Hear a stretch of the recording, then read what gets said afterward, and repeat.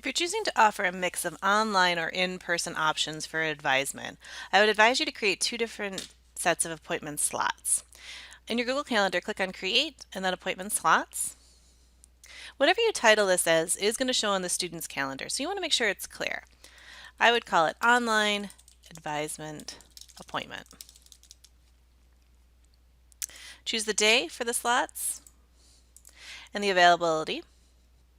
Decide how long each appointment is going to last, so perhaps 20 minutes. Click on More Options. So that everyone has the same link, I would include your personal Zoom room link in the meeting's location. And you can grab that by signing into our Zoom web portal, which is available at niagara-edu.zoom.us. Sign in with your Purple Pass credentials. Click on Meetings. Click on Personal Room. And then copy this link. This link is unique to you. No one else can use it, so you could use it over and over again. If you put that in the meeting's location, then when students book the appointment, they already have the link. If there's any notes or anything you want students to bring, you could add that in the descriptions field. Say save. You can also book a separate day for in-person meetings. So I'll create another one, appointment slots. I would call this in-person advisement. Again, select the day and the availability window. Again, click More Options. Decide how long each one is going to last. And for the location, you could put your office location. And go ahead and say save. Once you've created two windows, you can then duplicate them to make your appointment availability a little bit easier. So if I wanted to duplicate my online appointments, for example, I can click on 3 dates, say duplicate, and just put in a different day. So maybe that Friday from 9 to noon. And then maybe my in-person one also shows in the afternoon. I can duplicate that from 1 to 3. Once you've sort of scheduled all the different options for students, when you click on one, you'll see Go to Appointment page for this calendar, and I can click this.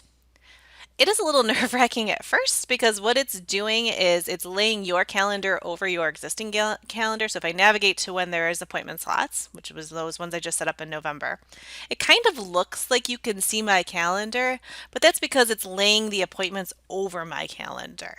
Students won't see this. So if I copy this URL, and if I open a different browser where I'm not signed into my calendar, you'll see what I mean. Now when I navigate to the appointment slots, you'll see that you don't see my events behind it. So you can share this link with your students and they can choose if they're booking an online appointment with you or an in-person appointment with you.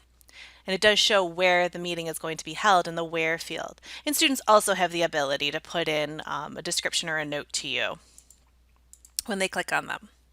To share the booking link with your advisees, or if you ever lose it yourself, you can navigate in your own calendar to one of the appointment spots that has the little window icon and click on it. Go to appointment page for this calendar.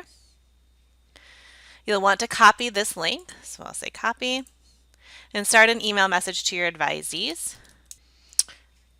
You can say click here to book advisement appointment. To make this language clickable, you can highlight it, click on the insert link, and then paste that URL in there. If you're ever curious, you can always test the link by clicking on it, and it should load the bookable calendar. It says no appointment slots available until November 8th. That's good. There they all are. And then to put in your advisees' email addresses, you can grab these from MyNU. There's a batch list there for you. So when you sign into MyNU, under the Academics tab, under Advisees, under List of Advisees, you can copy their emails here. I don't have any, but you would copy their emails and then you could put them into to maintain compliance with FERPA. I would encourage you to BCC everyone's email addresses just to err on the side of caution and keeping everything secure. If you blind copy everyone, they'll all still have the link, but then they won't know who else is being advised by you. If you have any questions about this, please just let me know.